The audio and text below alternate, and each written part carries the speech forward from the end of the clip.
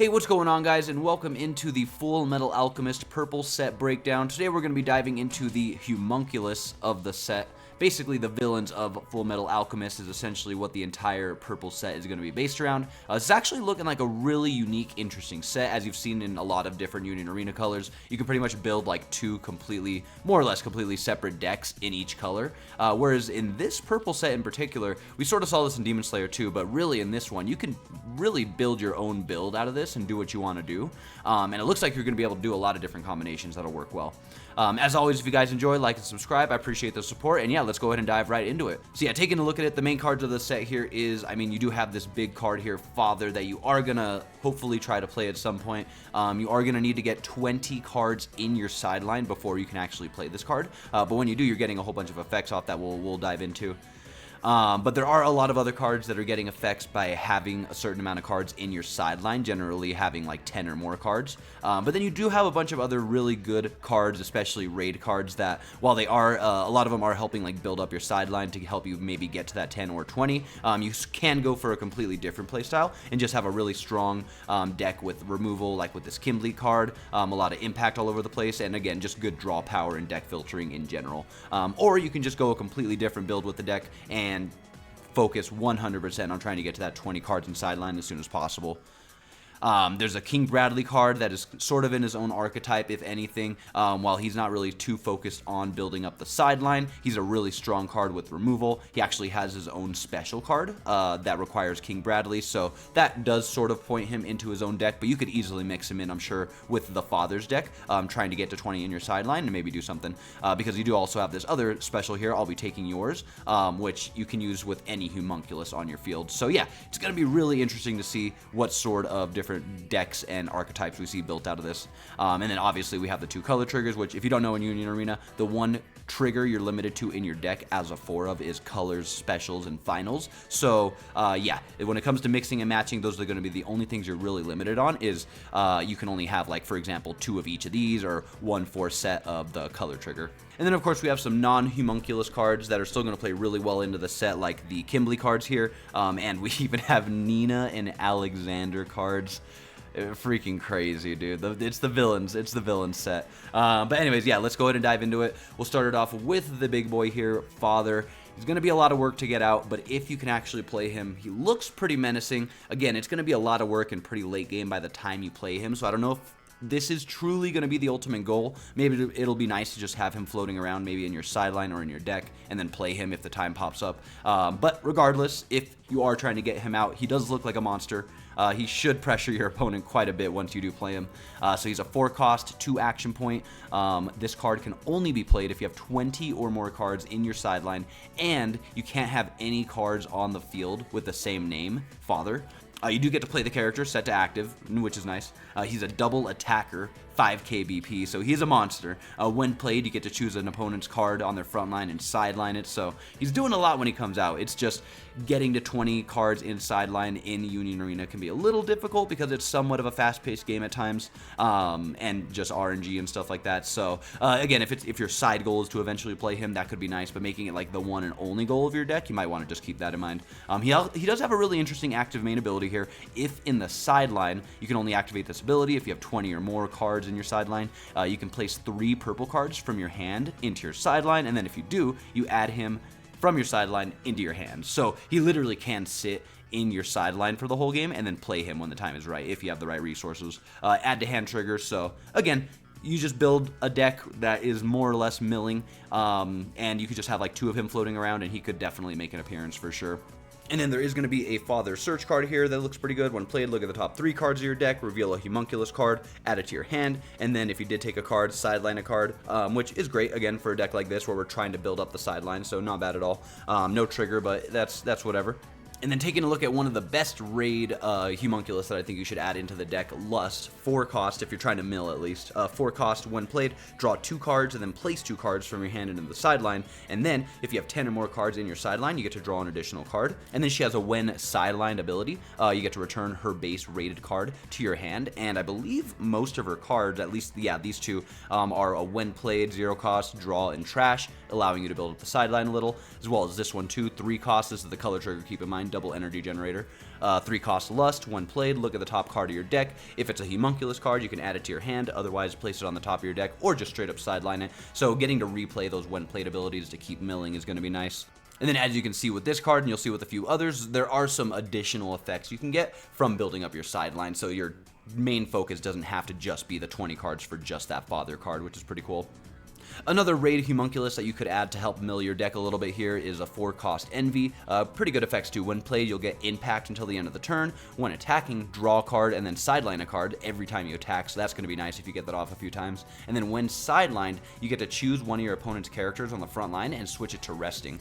Wish it was a sticky rest, but if you're going really offensive and maybe you've got some damage 2s or they've got some really good blockers, they've got 1 or 2 life left, having this when sidelined to rest ability could be fantastic. Especially on defense too, helping you save some life as well, make the game go a little longer. And then with the raid from life trigger, could be a good body to play from life if you need it defensively, especially with the when sideline, save you some extra life if it's a pretty aggro turn. At the same time though, you might not want to waste the when played impact, but not the worst thing to not get. And then a really nice addition to really any deck, honestly, as long as you've got the raid cards, is going to be this Envy card. Works great with their ability in the anime. 2 cost, your characters with raid can perform raid on this character. So yeah, it doesn't matter who it is, you can raid on top of this Envy. It's so cool. And then when played, if you have 10 or more cards in your sideline, you get to choose a character with 3,000 or less on your opponent's front line and switch it to resting. So more resting your opponent's cards with this ability. Again, just setting you up for some really nice hopefully strong aggro plays. On top of that, it might happen, it might not happen, but the color trigger from purple does allow you to play a 2 or less energy cost card from life onto your front line. So every once in a while, this one plate ability could come out of that from your sideline and help on a defensive turn as well. Rest a 3k that was about to attack you and take a life. You never know, you never know. And then there is one more Envy card here, the 0 cost add to hand raid target if you do need to raid on top of that later. And then let's just take a look at them now, get the pain over with. I can't believe they got cards because they can kind of go in any set. This is crazy. So Nina and Alexander. Everyone remembers them. This is the pretty generic 0 cost. It'll count as 2 energy for 1 turn when you rest the card, but then you have to sideline them at the end of the turn.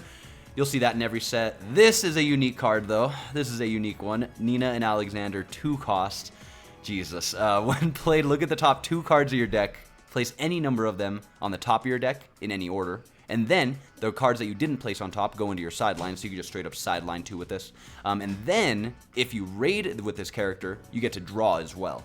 And then there's a little raid box here so that if you do raid this card on top of this Nina Alexander, your really only target, well, I guess Envy actually, you actually get a double energy generator. Add to hand trigger, so you are going to have to play this card no matter what. If it's in your deck, you're playing it once it pops up. 2k BP, yeah, crazy, crazy. Also, there's a Tucker card. It's crazy that they incorporated all this. They had to. Such an iconic moment. 3 cost. When played, you may place the 2 cards from your hand into the sideline. If you do, you can actually play a Nina and Alexander card from your sideline set to resting on your field, or you can actually raid with it straight out of your sideline. So you could replay this one plate ability, or if you have to mill this card at some point or whatever, sideline it, play it later. Pretty wild. Draw trigger with the 3k double energy generator. So if you are trying to run these cards, I could definitely see like this being one of your 4 of 0s, and then maybe like 2 of these and 2 of these, maybe something like that. Again, especially if you're running Envy, you have more raid targets. This is a pretty good mill card in general, and just deck filtering. So yeah, not a terrible card to have. Just keep in mind these are the non-Homunculus cards, so when that affinity pops up, you got to keep that in mind, of course. And speaking of non-Homunculus cards, we might as well just keep going through them. We've got Kimbley here, pretty good looking raid card. Not really playing too much into the deck filtering too much or sideline buildup, but yeah, still a really good card nonetheless. Again, there are going to be 2 different decks, but you could definitely splash this in if you want to in either one. 5 cost Kimbley. When played, choose up to 1 character with 3,000 or less on your opponent's front line, sideline it, and then active main once per turn. You can place a Philosopher's Stone card from your sideline into your removal, and then if you do, this character is going to get impact till the end of the turn. And then for anyone that doesn't know, the Philosopher's Stone is the restand card in this set, so yeah, it being in your sideline is definitely not going to be a problem. And the fact that you can just for free remove it, now you've got an impact card, that's pretty crazy good. This is going to be a nice card. It does not have the raid from life trigger, but it is a raid card, so you can at least add it to hand from life. And then we've got another Kimbley card here. 3 cost. When played, you may place 1 card from your hand into the sideline. If you do, draw a card. And then if the card you placed from your hand to the sideline with this ability was a Philosopher's Stone, the final card, you can actually draw 2 cards instead. Double energy generator with the active 3k defensive trigger. He's also a 3k BP. This is a pretty solid looking card. This is really good. Again, now the chances of you wanting to use your final for this, it's a pretty good look. It's a pretty good card, allowing you to play a whole extra card. But at the end of the day, your final, your AP restand card, the Philosopher's Stone, I mean, using it to get an extra draw off, like we probably do that in half of our games, right? So yeah, totally valid. Pretty cool. And the fact that you can use this ability with the Philosopher's Stone and then use the Philosopher's Stone again with this Kimbley, pretty dope, pretty dope. And then 2 cost Kimbley, when played, choose up to 1 character on your opponent's front line. It loses 1k until the end of the turn. Active trigger, 2k BP, raid target for Kimbley. And this actually works really good with the raid card here, since his when played allows you to only sideline 3,000 or less BPs on your opponent's front line. You can play this card first, set it up for the raid, and then you're able to sideline a 4k now. Pretty good, pretty good. And then 1 more 0 cost Kimbley, the add to hand, pretty generic 0 cost so that we can raid on top of him later. Some other Homunculus that we've got to throw into the deck here. We've got a Gluttony card, 4 cost, active main. You can place 1 card from your hand into the sideline. Once per turn, he's going to gain damage 2, and when this character attacks and wins a battle, you get to draw a card. All really good effects, especially considering we want to build up our sideline. So just getting all these bonus effects, and we're going from 19 to 20 or something with this one ability. Really, really, really cool. Keep in mind that that could come in clutch. No triggers on these gluttonies, so try to avoid having too many of these, especially like with this father card stacked on top of it. And then we have Nina and Alexander in there, this envy card. If you have too many non-triggers, it's not going to go well. 1 cost gluttony, when sidelined, draw a card. Pretty good looking 1 cost. When sidelined, draw, I mean, getting through your deck a little bit there. I definitely like this. This looks really nice. And then we have a 4 cost greed, nullify impact, active trigger, so at least we're getting an active 3k defensive trigger there. And then a 4k printed BP. So yeah, could be a really, really good Homunculus card to just have like a couple of in your deck, if that. Those nullify impacts could be game changers, especially just having 4ks on the board. And then the other color trigger that you can slap into your deck, remember you can either choose 4 of this guy or 4 of the Lust, or you could go 2-2, just make sure your color triggers are at a 4 total. We've got 3 cost Pride, active main once per turn. You can sideline 1 Kimbley card or 1 character with 4k or more required energy on your field. If you do, you get to draw a card and give this character 2,000 BP and impact until the end of the turn. With the double energy generation, the 2k making him a 5k, that's actually really nice, dude. Having these sleeper cards like him and Kimbley that are just kind of like vibing, doing their thing, generating energy, putting in some work for you, being bodies on the board, and then guess what? At any moment's notice, when your opponent's down to 2-1 life, you can activate their impact abilities and just end the game. That's going to be pretty menacing for sure. We've also got a 1 cost Pride when played. Oh, this is going to be our generic, either return a 1 or less card on your field to your hand, or you have to return this card. Basically, the play conditions so that you can play a 1 cost double energy generator. No trigger, and I mean, I guess the King Bradley is a 6 cost. I guess Kimbley's a 5 cost. I wouldn't say you should stress too much about having him in here as a double energy generator, especially because honestly, like the Nina Alexander combo, especially with like a Tucker or 2 splashed in there, they're all double energy generation more or less. So honestly, I don't think this card is too necessary. Salim Bradley counts as Pride, active trigger, 3k defensive, and then the 2k BP printed. Not a bad 0, not a bad 0. Let's also not forget Sloth over here. He's going to be our generic, goes from a 3 to a 2 cost if we're up against a yellow or a blue deck.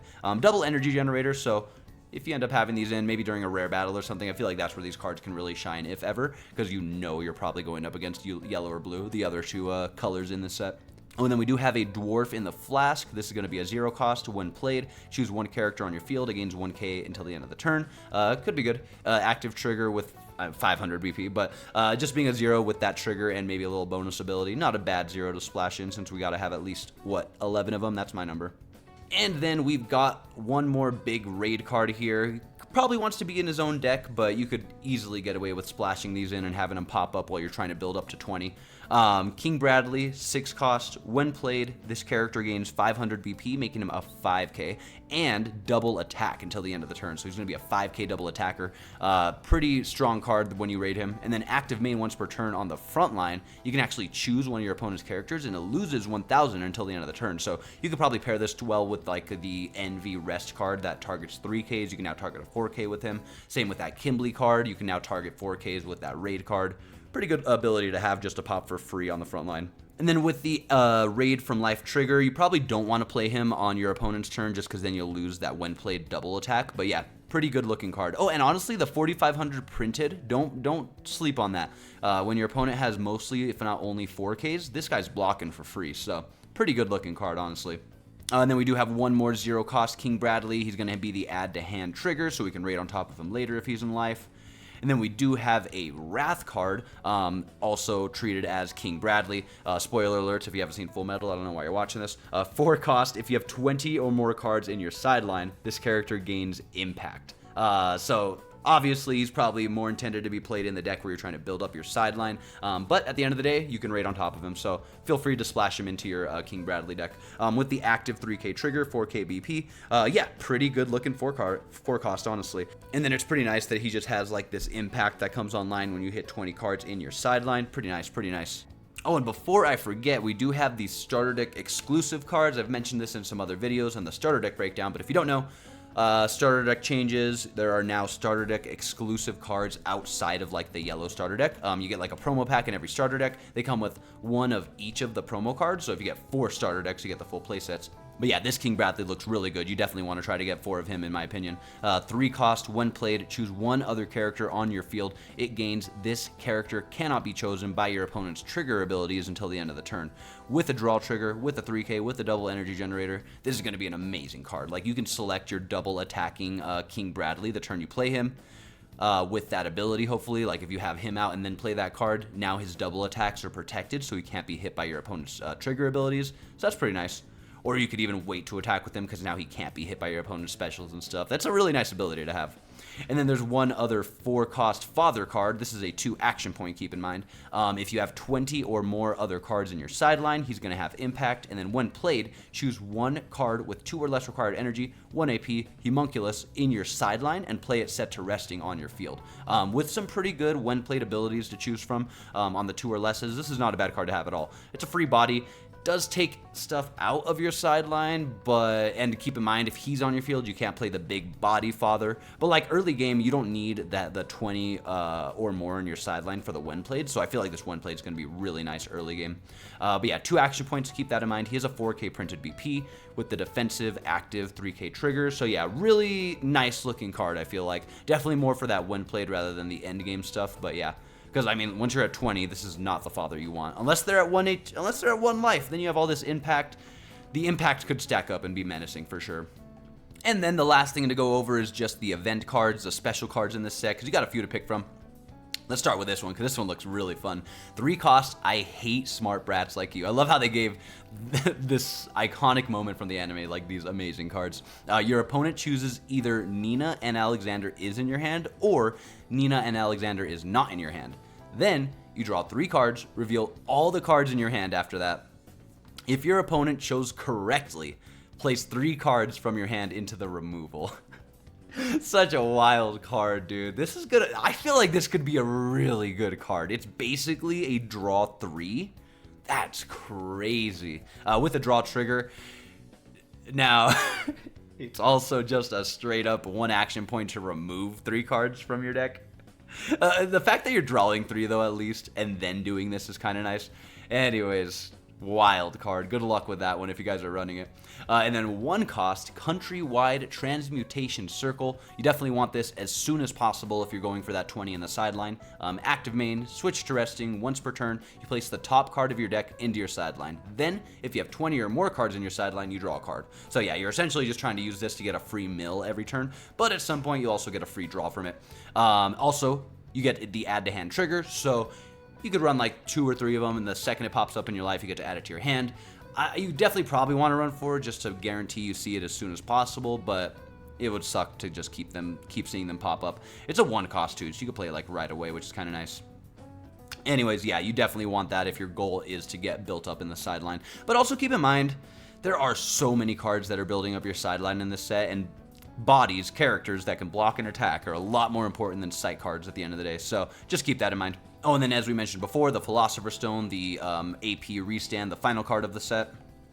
And then we have a really nice looking event card here, 2-cost Homunculi.